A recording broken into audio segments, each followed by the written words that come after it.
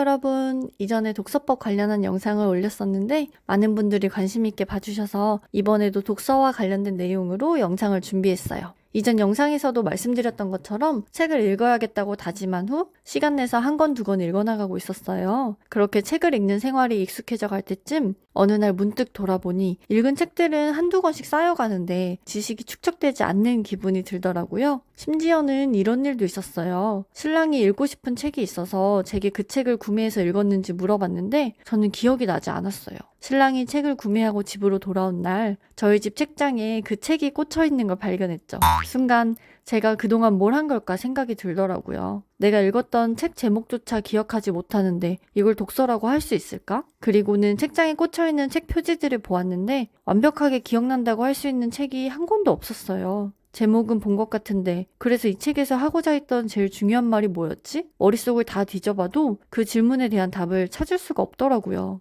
다시 생각해보면 그냥 읽는 행위 자체에만 집중해서 책을 대충대충 읽었던 것 같아요. 학생일 때 저는 꽤나 노트 정리를 잘하는 편이었어요. 글씨는 안 예쁘지만 노트는 깔끔하게 정성을 들여 만들곤 했고 단권화를 통해 한 과목에 노트 하나로 모아서 나만의 노트를 만들어서 공부했었어요. 그랬던 제가 지금은 시험을 보지 않아서 그런지 책을 노력 없이 보고 있었더라고요. 더 이상 이렇게 읽어서는 아무것도 남지 않겠다는 생각이 들어 한 줄, 두 줄 작성하다 보니 오늘의 독서 노트가 만들어졌어요. 이전 독서법 영상에서도 독서 노트를 문의 주셨던 것이 기억나서 오늘의 기회로 제가 사용하는 독서 노트 작성 방법을 설명해드리고 필요하신 분들 무료로 사용하시라고 템플릿도 공유해드릴게요.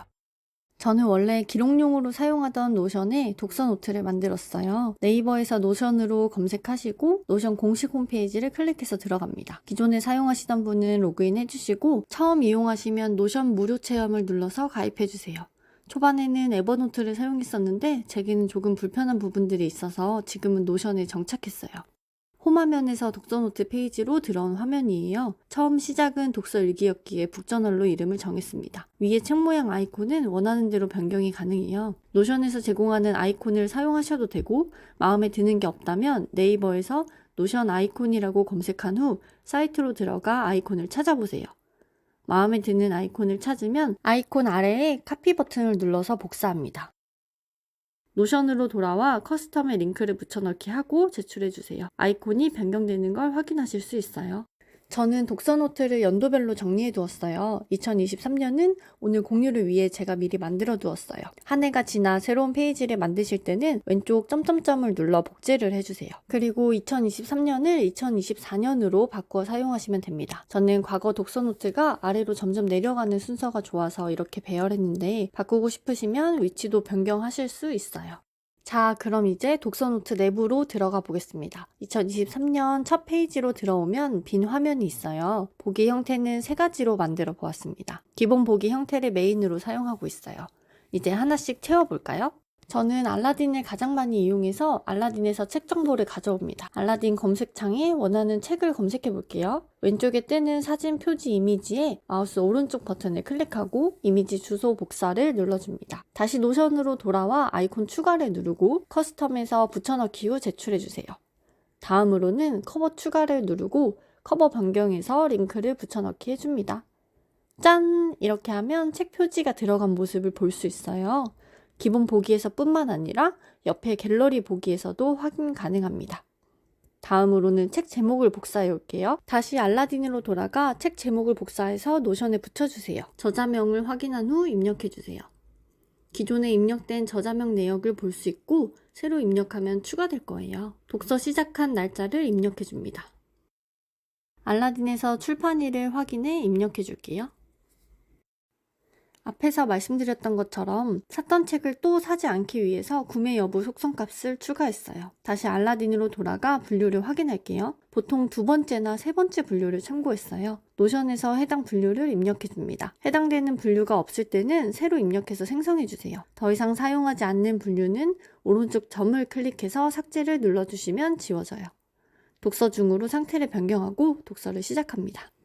여기까지가 기본 세팅이에요. 잘 따라 하셨나요? 처음이라 어렵게 느껴질 수 있지만 한 번만 해보시면 전혀 어렵지 않으실 거예요. 기본 데이터가 입력되면 다른 보기 형식에도 적용이 되고 각 보기 형식에서도 수정이 가능합니다. 갤러리 형식에서는 아까 입력한 분류를 기준으로 표지를 보기 쉽도록 정렬했어요. 특히 이 부분을 통해 내가 이 분야의 책을 이만큼 읽었구나 눈에 들어오면서 뿌듯함이 들더라고요. 독서를 꾸준히 하는 데에 자기 만족감도 중요합니다. 속성값 표기를 완도길로 변경했기 때문에 기본 데이터에서 완도기를 넣어주면 갤러리 화면에서 반영될 것을 확인할 수 있습니다. 이제 독서 내용 기록을 준비해 볼게요. 속성값을 삭제할 때는 지우기를 클릭해 주시면 됩니다. 알라딘으로 가서 목차를 복사해 올게요.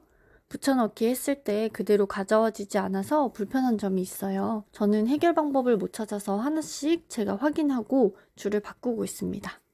목차는 전체 드래그해서 전환으로 제목 토글 2로 변경해 줄게요. 제목 토글로 변경하면 세부 내용을 각자 적을 수 있어요. 하위에는 제목 토글 3으로 소주제를 입력해 줍니다. 독서 내용을 기록할 때 제가 하는 방식은 페이지 수를 기재하고 해당 페이지 사진을 첨부해요. 그리고 인용을 삽입하여 페이지 중 남기고 싶은 문장을 적습니다. 마지막으로 콜아웃을 가져와서 생각을 기록합니다. 이게 독서 노트를 작성하는 핵심이죠. 계속 이 형태로 기록하는데 매번 작성하기 번거로우니까 템플릿 기능을 이용해 작성할 때마다 양식을 불러와서 사용해요.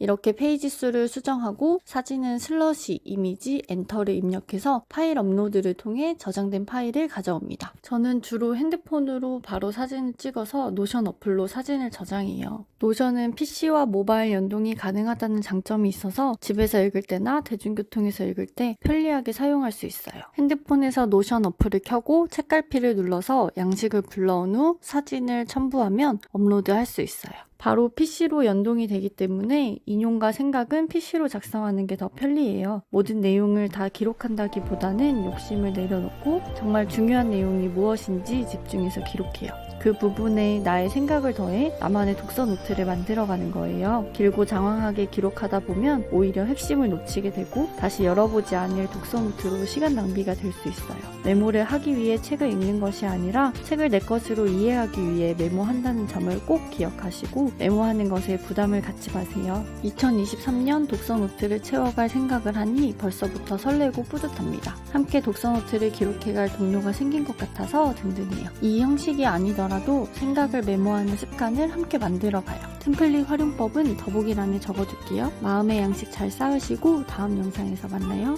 안녕.